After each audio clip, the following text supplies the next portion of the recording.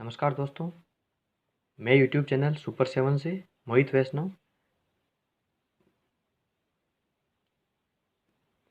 आपके लिए लेकर आया हूँ मारवाड़ का इतिहास।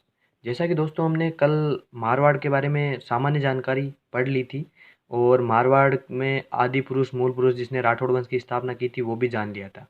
उससे पहले हम मारवाड़ के बारे में मारवाड़ शब्द क्या है, ये किन शब्दों से मिलकर बनाया तथा राठौड़ वंश की शाखाएं कहाँ कहाँ प्राप्त होती है राजस्थान में, ये सब हमने जान लिया था।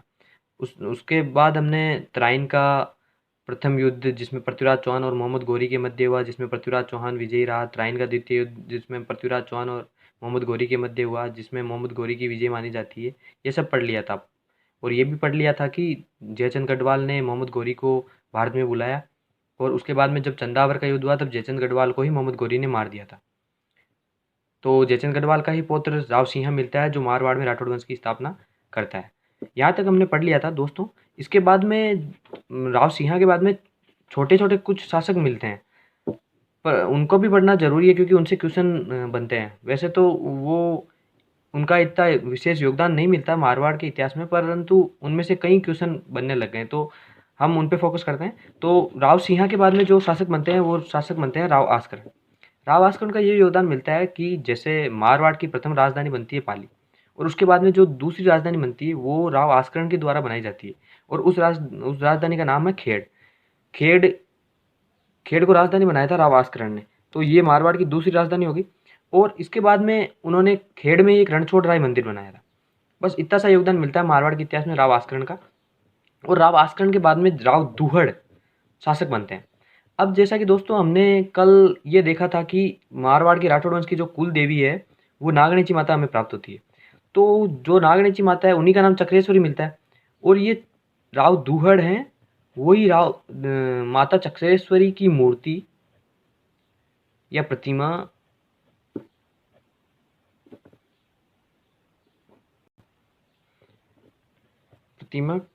कर्नाटक से लेके आए थे, कर्नाटक से लेकर आए और इसको पहले स्थापित किया था नागाना गांव में। और दोस्तों हमने कल देखा था कि चक्रेश्वरी माता का नाम नागणेची होने के पीछे यही कारण है कि उनका पहला जो मंदिर बना था वो नागाना गांव में बना था और नागाना गांव पड़ता है बाड़मेर में। तो दोस्तों ये योगदान मिलता है राव दुहड़ का। अब नागणेची माता के बारे में या चक्रेश्वरी माता का अन्य नाम जो मिलता है नागणेची, उनके बारे में कुछ जानकारी देख लेते हैं। ये लोक देवियों में ऐसी एकमात्र लोक देवी है जिनकी प्रतिमा काष्ठ की बनी हुई यानी लकड़ी से बनी हुई प्रतिमा है। नागणेची माता की जो प्रतिमा मिलती है वो काष्ठ की बनी हुई मिलती है। एकमात्र लोक देवी है ये जिनकी काष्ठ की बनी हुई प्रतिमा है। नागणेची माता के कुछ अन्य मंदिर भी मिलते हैं। जैसे पहला मंदिर हमने देख लिया था वो नागाना गांव में बना था। उसके बाद जो दूसरा मंदिर मिलता है वो हमें जूनागढ़ में मिलता है, जूनागढ़ बीकानेर, जूनागढ़ दुर्ग में। और एक मिलता है हमें तीसरा मंदिर मेहरानगढ़ दुर्ग में, मेहरानगढ़ दुर्ग में। अब मेहरानगढ़ दुर्ग जोधपुर का है और जो जूनागढ़ दुर्ग है वो बीकानेर का है। दोस्तों ये 3 मंदिर मिलते हैं हमें नागणेची माता के, जो मंदिर है राजस्थान में वो। नागणेची माता वैसे तो हमें लोक देवियों में पढ़नी पड़ती है, पर मैं यहाँ बेसिक जानकारी दे देता हूँ आपको। ये 3 इनके मंदिर मिलते हैं और एक इनकी ये जो प्रतिमा मिलती है वो काष्ठ की, एकमात्र लोक देवी है जिनकी काष्ठ की प्रतिमा मिलती है। दोस्तों राव दुहड़ का इतना ही योगदान मिलता है मारवाड़ में। और इनके बाद में जो शासक बनते हैं वो बनते हैं राव सलका। अब राव सलका के पहले कोई पुत्र नहीं हो रहा था, तो एक बार ये जंगल में जाते हैं शिकार के लिए वैसे, परंतु उनको वहाँ पे एक साधु मिलता है। तो ये साधु को अपनी समस्या बताते हैं। तो इनको साधु पुत्र प्राप्ति के लिए वरदान देता है और ये भी बोलता है कि जो इनका पहला पुत्र हो उसको 18 वर्ष की उम्र में योगी के कपड़े पहनाकर राज तिलक कर देना और उसका नाम जो रखना वो मल्लीनाथ रखना। अब राव सलका के वैसे तो पुत्र हुए 4। पहला जो पुत्र हुआ उसी का नाम जैसे साधु के कहने पे मल्लीनाथ रखा गया। दूसरा जो इनका पुत्र था वो वीरमदेव। तीसरा था वो शोभित और चौथा जो इनका पुत्र था वो था जेतराम। ये 4 पुत्र मिलते हैं राव सलका के। अब राव सलका 18 वर्ष की उम्र में मल्लीनाथ जी को योगी के कपड़े पहनाकर इनका राज्याभिषेक कर देते हैं। तो जो मारवाड़ के शासक बन गए मल्लीनाथ जी।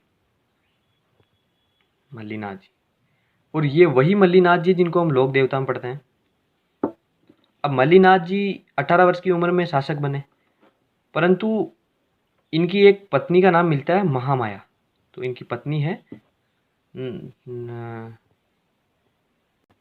सॉरी दोस्तों, इनकी पत्नी का नाम मिलता है रानी रूपा दे। महामाया नहीं है, इनकी पत्नी का नाम है रानी रूपा दे।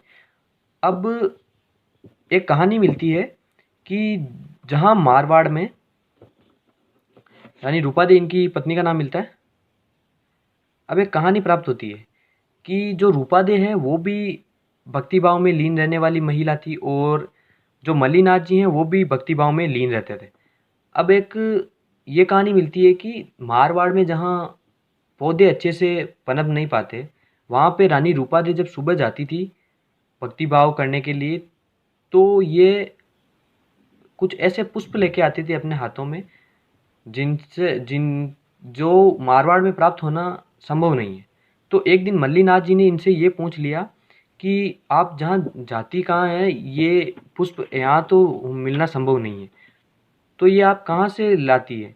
तो रूपा दे ने जवाब दिया कि इनके एक गुरु हैं, गुरु उगम जी भाटी। इनके गुरु हैं उगम जी भाटी। ये उनसे शिक्षा ग्रहण कर रही थी पहले भी। तो जब इन्होंने मल्लीनाथ जी ने इनके बारे में, उगम जी भाटी के बारे में जाना, तो ये भी उनके शिष्य बन गए। और बाड़मेर में तिलवाड़ा गांव जाकर मल्लीनाथ जी बाड़मेर में तिलवाड़ा नामक गांव जाकर वहाँ भक्ति करने लगे।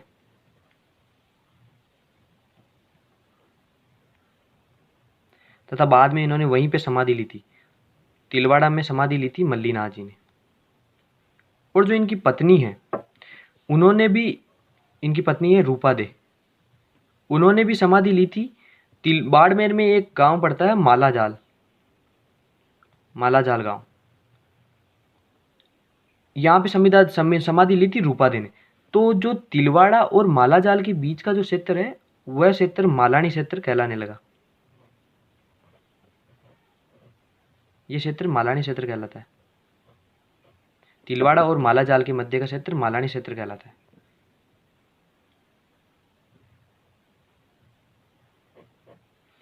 दोस्तों, समाधि ली थी रूपा दे ने मालाजाल में और मल्लीनाथ जी ने ले ली तिलवाड़ा में।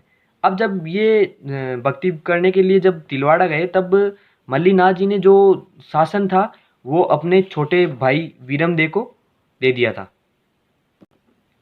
तो मारवाड़ के जो बाद में शासक बने मल्लीनाथ जी के बाद में, वो बने वीरमदेव। अब मेरे वीरमदेव जी के बारे में ये प्राप्त होता है कि ये एक बार सोलंकी शासकों से युद्ध कर रहे थे, तो उनकी उस युद्ध में मृत्यु हो गई। वीरमदेव सोलंकी शासकों से युद्ध कर रहे थे, और सोलंकी शासकों से युद्ध करते हुए ही इनकी मृत्यु हो गई। तो इनकी जो पत्नी थी, वीरमदेव की पत्नी, उनका नाम मिलता है हमें रानी मोहयानी। रानी मोहयानी, ये रानी मोहयानी जब वीरमदेव की मृत्यु हो गई थी, तब होने के लिए सती हो रही थी। तब इनके एक पुत्र था जो 2 वर्ष का था। उस पुत्र का नाम मिलता है राव चुंडा। इनके पुत्र का नाम मिलता है राव चुंडा। अब जब रानी सती होने के लिए जा रही थी, उससे पहले इन्होंने राव चुंडा को बीकानेर का एक गांव पड़ता है कालव गांव। कालव गांव, इस कालव गांव में एक आला भारत नाम के व्यक्ति के पास में छोड़ के आ जाती है। इस आला बारट नाम के व्यक्ति के पास में राव चुंडा को छोड़ देती है, जो कालो गांव बीकानेर में पड़ता है, वहाँ पे इसको छोड़ देती है और खुद सती हो जाती है। जब ये राव चुंडा शासक बनने लायक हो जाते हैं तो आला बारट पहुंचता है मल्लीनाथ जी के पास, और मल्लीनाथ जी उस समय समाधि नहीं लेते हैं। मल्लीनाथ जी उस समय केवल तपस्या करते हुए ही रहते हैं। तो जब राव चुंडा को लेकर पहुंचते हैं आला बारट, तो मल्लीनाथ जी उनका तलवार देकर राज तिलक कर देते हैं और राव चुंडा का राज तिलक कर देते हैं और उन्हें मारवाड़ का शासक बना देते हैं। तो अब मारवाड़ के शासक बन जाते हैं राव चुंडा। अब राव चुंडा के बारे में एक घटना प्राप्त होती है कि मल्लीनाथ जी ने इन्हें गुजरात में एक बार गुजरात की सीमा पर इनको सुरक्षा करने के लिए भेजा था।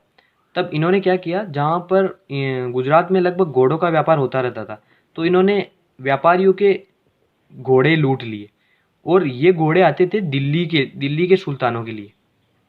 तो इन घोड़ों के व्यापारियों ने मल्लीनाथ जी को इसकी सूचना दी। तो राव चुंडा को मल्लीनाथ जी ने राज्य से निष्कासित कर दिया। यानी राव चुंडा को मल्लीनाथ जी ने राज्य से निष्कासित कर दिया। अब इधर एक घटना प्राप्त होती है कि जो मंडोर जोधपुर के पास में एक छोटी सी रियासत प्राप्त होती थी मंडोर। अब मंडोर में क्या हुआ, इंदा प्रतिहार शासन करते थे। प्रतिहारों में एक इंदा प्रतिहार थे, वो शासन करते थे। अब उनका क्या हुआ, उनको तुर्कों ने हरा दिया। तो इंदा प्रतिहार इधर से राज्य विहीन हो गए और राव चुंडा को मल्लीनाथ जी ने राज्य से निष्कासित कर दिया। तो राव चुंडा ने क्या किया, जो मंडोर है, मंडोर के इंदा प्रतिहार और राव चुंडा दोनों ने मिलकर मंडोर पर अभियान किया और तुर्कों को खदेड़ दिया, यानी तुर्कों को हरा दिया। अब इंदा प्रतिहार जो था, उसने अपनी पुत्री इंदा प्रतिहार ने अपनी पुत्री लाला देवी, या इन्हीं का दूसरा नाम मिलता है किशोरी देवी का विवाह कर दिया राव चुंडा से, क्योंकि इन्होंने मंडोर इनको जीत कर दिया था। तो राव चुंडा से विवाह कर दिया किशोरी देवी का इंदा प्रतिहारों ने, और जो मंडोर था उसको दहेज में दे दिया राव चुंडा को, और खुद राव चुंडा के क्या बन गए, सामंत। तो मंडोर राव चुंडा को मिल गया दहेज में और खुद इनके बन गए सामंत। इंदा प्रतिहार इनके बन गए सामंत।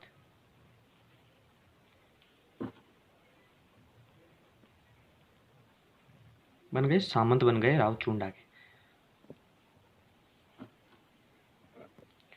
अब राव चुंडा के काल की एक और घटना मिलती है कि राव चुंडा ने नागौर पर आक्रमण किया और वहां का शासक नागौर का आक्रमण, वहां पे एक शासक मिलता है जलाल खां खोखर। इस जलाल खां खोखर को हराया और वहां पर एक चुंडासर नामक नगर बसाया। तो ये घटना दोस्तों हमें प्राप्त होती है राव चुंडा के बारे में कि इन्होंने पहले मंडोर को इंदा प्रतिहार के साथ मिलकर जीता तुर्कों से। उसके बाद में मंडोर इनको दहेज में प्राप्त हो गया और इंदा प्रतिहार इनके सामंत बन गए। बाद में इन्होंने नागौर में आक्रमण किया, जलाल खां खोखर को हराया और वहाँ चुंडासर नामक नगर बसाए। अब राव चुंडा के जो पुत्र प्राप्त होते हैं हमें प्राप्त होते हैं, ये है चुंडा के एक पुत्र है रणमल और एक पुत्र है कान्हा, और एक इनकी पुत्री प्राप्त होती है हंसाबाई। ये जो कान्हा है ये उसी किशोरी देवी का पुत्र प्राप्त होता है। जो किशोरी देवी थी इंदा प्रतिहारों की राजकुमारी, उसी किशोरी देवी का पुत्र था कान्हा। और उसी किशोरी देवी के प्रेम के प्रभाव में राव चुंडा ने रणमल को राज्य से निष्कासित कर दिया। तो रणमल यहाँ से अपनी जो सगी बहन है, ये हंसाबाई इनकी सगी बहन प्राप्त होती है। तो रणमल अपनी बहन हंसाबाई को लेकर मेवाड़ चला जाता है। अब रणमल के बारे में हम मेवाड़ के बारे में जानेंगे तब जान लेंगे, और थोड़ा बहुत मैं यहाँ पर भी आपको बता दूंगा उसके बारे में रणमल के। और अब शासक बनता है रावचुंडा का पुत्र है कान्हा। रणमल वैसे मारवाड़ का भी बाद में, कान्हा के बाद में शासक बनेगा, पर होता क्या है वो बताता हूँ पहले मैं आपको। कान्हा के साथ क्या हुआ दोस्तों। कान्हा का इतना मारवाड़ में योगदान मिलता नहीं, परंतु इनके दो पुत्र होते हैं, और उन दो पुत्रों के मध्य उत्तराधिकार के लिए युद्ध होने लग जाते हैं। तो उनमें से एक पुत्र मेवाड़ में जो रणमल था उसको मारवाड़ में वापस बुलाता है, और रणमल यहाँ से अपनी साजिशें शुरू करता है। मारवाड़ और मेवाड़ दोनों में अपना शासन बनाने के लिए कई साजिशें करता है। दोस्तों आज हम इतना ही पढ़ेंगे। कल हम वापस रणमल पे पढ़ेंगे। रणमल मेवाड़ में हंसाबाई का विवाह करवाता है, उसके बाद में मेवाड़ में कुछ राजपूत शासकों को नियुक्त करता है, और मारवाड़ में भी उसकी स्थिति मजबूत हो जाती है। तो उसके बारे में हम कल पढ़ेंगे। तब तक के लिए नमस्कार।